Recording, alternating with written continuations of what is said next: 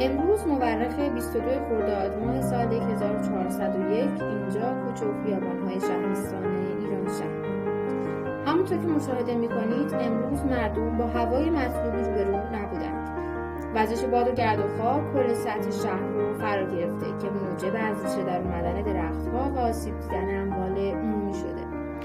همچنین هوای آلوده تنفس رو برای افراد مسن، کودکان و اشخاصی که بیماری تنفسی دارند سخت کرده.